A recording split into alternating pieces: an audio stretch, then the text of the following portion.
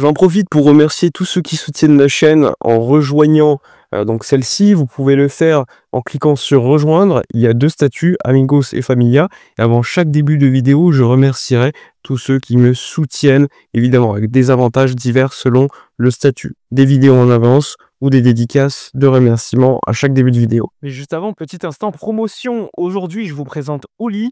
Bon, tu vois ce moment où tu fais un foot avec tes potes, que tu plus d'énergie, tu as juste envie de te prendre un soda. Ben moi, ce que je prends, je trouvais une alternative beaucoup plus saine, c'est Oli. Et franchement, ça change tout. En plus, le truc est ultra simple, hein, en 2 gestes. C'est prêt, pas besoin de se prendre la tête. Tu verses, tu mélanges et tu as ta boisson. Ça t'apporte directement des vitamines, ça t'hydrate et tu as en plus un petit boost de bien-être qui te fait du bien dans la journée.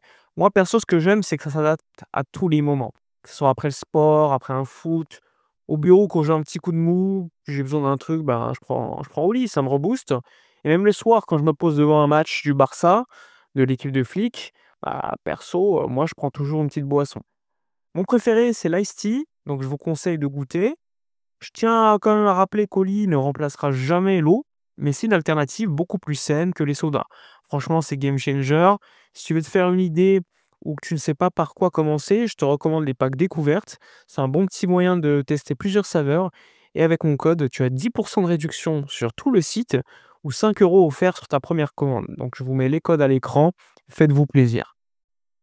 Alors les amis, aujourd'hui, une vidéo n'était pas forcément prévue parce que je me suis dit: «Allez, on va un peu se reposer, pendant cette, pause de midi». Finalement, il y a des informations tout le temps à Barcelone, vous le savez, donc on va en parler et ce soir à 18 h comme d'habitude, un petit live pour, revenir sur toute l'actualité. Il y a tellement d'informations aujourd'hui que j'étais obligé de vous sortir une vidéo, même si elle n'était pas prévue, initialement. Alors on y va, on débute par les blessures, l'aspect négatif.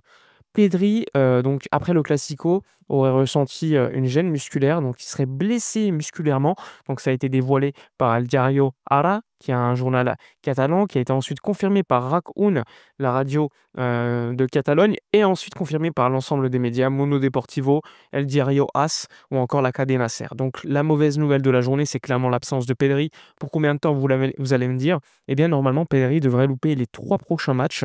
Donc prochain match contre Elche ce week-end. De toute façon, il était suspendu suite à son carton rouge lors du Classico.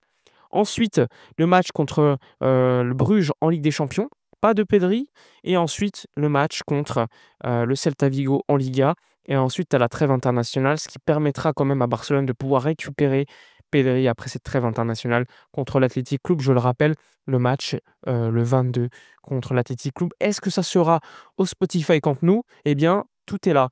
On va en parler un peu plus tard dans la vidéo, donc restez là, pour parler, de cette information. Mais juste avant, on revient sur l'aspect blessure avec aujourd'hui à l'entraînement Dani Olmo de retour. Donc c'est une bonne nouvelle pour le Barça qui retrouve des forces en présence, même si Dani Olmo fait un début de saison raté. Son agence est d'ailleurs réunie, Andy Barra, avec Deco il y a 2 jours pour parler du joueur, des éventuelles décisions à prendre concernant le fait de prévoir le moins de blessures possible. Est-ce qu'il doit changer de physio, sachant qu'il en a pris un, le même que Pedri d'ailleurs depuis le début de la saison. Donc à voir. Mais en tout cas, Dani Olmo est de retour, tout comme Robert Lewandowski qui continue de s'entraîner avec le groupe de manière normale. Lewandowski sera présent pour le match contre Elche ce week-end. Dani Olmo, on n'est pas sûr, mais en tout cas, il est de retour avec le groupe. Aujourd'hui, il n'y avait pas Marcus Rashford. Alors pas de blessure pour Rashford, rassurez-vous. Il est parti à Manchester, il s'est entraîné à Manchester pour des raisons personnelles. Il est de retour normalement demain pour l'entraînement avec le groupe de manière normale. Donc quand même des mauvaises nouvelles côté Barcelone, même si on récupère des forces en présence. Et le dernier qui s'est entraîné avec le groupe sur le terrain, c'est Joan Garcia, le gardien du FC Barcelone, le gardien numéro 1, on peut le dire désormais, du FC Barcelone, qui s'est entraîné déjà hier et qui a continué aujourd'hui avec le groupe. Donc c'est une bonne nouvelle quand même de retrouver le gardien titulaire normalement contre Bruges, peut-être contre Elche ce week-end, on ne sait jamais. En tout cas, le retour également d'un joueur de plus. Le problème à Barcelone, c'est que tu récupères 3 joueurs, tu en perds 1, sachant que le joueur que tu perds, c'est le joueur le plus important. Heureusement, c'est que pour 3 matchs, je le rappelle, dont un où il était suspendu. Donc heureusement, C'est pas pour une durée, de 6 mois ou je sais pas quoi. Encore une fois, les premiers tests ont confirmé, une durée d'absence de 3 semaines, 4 semaines pour Pedri, donc retour après la trêve. Mais comme vous le savez à Barcelone, parfois 2 semaines, 3 semaines peuvent se transformer en 2 mois, malheureusement. Mais encore une fois, normalement, ça devrait pas être le cas pour Pedri. En tout cas, on touche du bois, pour le joueur canari. Le FC Barcelone continue à récupérer des joueurs. Alors vous me posez beaucoup la question pour Rafinha. Normalement, lui aussi, Rafinha est attendu, pour le match contre, l'Athletic Club le 22, normalement, on pourra le retrouver à ce moment-là. Il est attendu lors des prochains jours, les prochains matchs même, que Ronald Araujo retrouve une certaine présence dans le 11 titulaire. Suite au mauvais match, de Cubarsí par exemple, Eric Garcia qui provoque 2 pénaltys pendant 2 matchs de suite. Là aussi, ça pourrait se voir sanctionné par une non-titularisation, en tout cas en défense centrale pour Garcia, qui pourrait retrouver le poste de latéral droit un petit peu comme au début de la saison. En tout cas, Hansi Flick réfléchit à améliorer le 11, par tout simplement des modifications tactiques.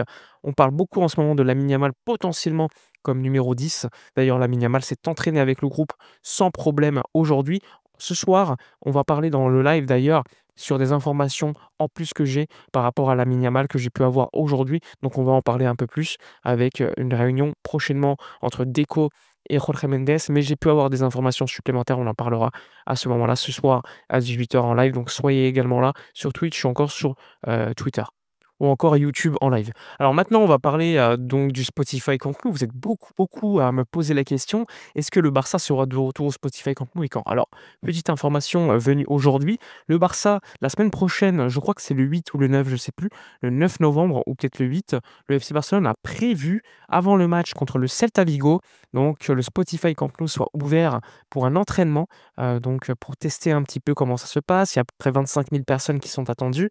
Le Barça vise un retour au Spotify Camp Nou pendant le mois de novembre, donc soit contre l'Athletic Club le 22, soit contre Alaves le match d'après, à la fin du mois. Le 30, je crois, le Barça affronte Alaves avec 45 000 personnes potentiellement. Donc à ce moment-là, le Barça veut revenir.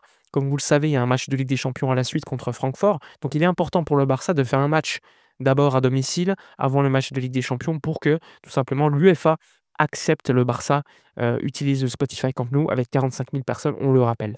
Donc c'est quand même une belle éclaircie dans ce monde un petit peu négatif du Barça avec, des défaites lors des gros matchs, cette saison, le PSG ou encore le Classico contre le Real Madrid. Tu perds quand même Pedri pour 2-3 semaines, même s'il va louper 3 matchs. Globalement, depuis le début de la saison, tu as perdu Ter Stegen, João Garcia, Olmo, Gavi, Fermin, Baldé, Pedri, De Jong, Rafinha, Lewandowski et Lamine Yamal. Donc il y a quand même un gros problème à ce niveau-là.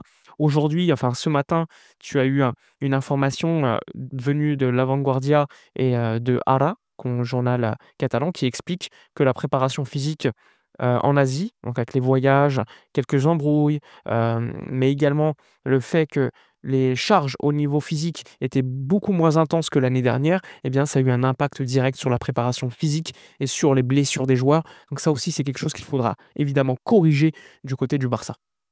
Autre information qu'on peut évoquer également, c'est qu'à la fin de l'année, donc après le match entre le Villarreal-Barça, donc à peu près le 20 décembre, quelques jours plus tard, le Barça devrait s'envoler pour le Pérou pour jouer un match amical contre la sélection péruvienne. Pourquoi? Tout simplement pour recueillir à peu près 7 à 8 millions d'euros, puisque la fédération de football péruvienne a proposé cette somme à Barcelone. Une somme aujourd'hui difficile à refuser, sachant que le Barça, comme vous le savez, au début de la saison, a loupé des matchs à Montjuic en jouant au Johan Cruyff Stadium, donc beaucoup d'argent de manque à gagner. Et donc le Barça, il veut compenser également le match non joué à Miami par un match à l'extérieur, donc dans un autre pays. 8 millions d'euros, c'est quand même une belle somme. Sachant qu'il y a quelques semaines auparavant, le Barça aurait pu jouer en Libye, mais avait refusé le deal. Et c'est l'Atlético qui avait joué finalement contre l'Inter de Milan ce match amical en Libye contre 5 millions d'euros. Le Barça, pour des raisons sécuritaires, n'avait pas accepté de s'envoler et de jouer ce match en Libye. Finalement, ça sera le cas pour le Pérou à la fin décembre. Évidemment, c'est bien critiquable. C'est une période de fête de Noël et sachant que tu as la Supercoupe d'Espagne qui arrive quelques jours plus tard. Bref, on a fait le tour sur les informations les plus importantes de la journée.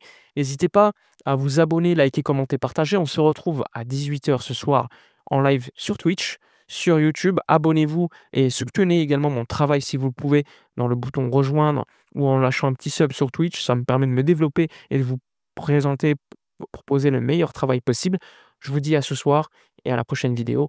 Heu, Profitez bien, hem, évidemment de vos proches.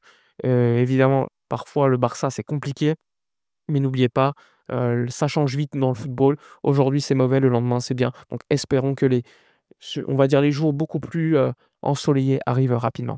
En tout cas, je vous souhaite une bonne journée à vous. On se retrouve ce soir et d'ici là, comme d'habitude, portez-vous bien.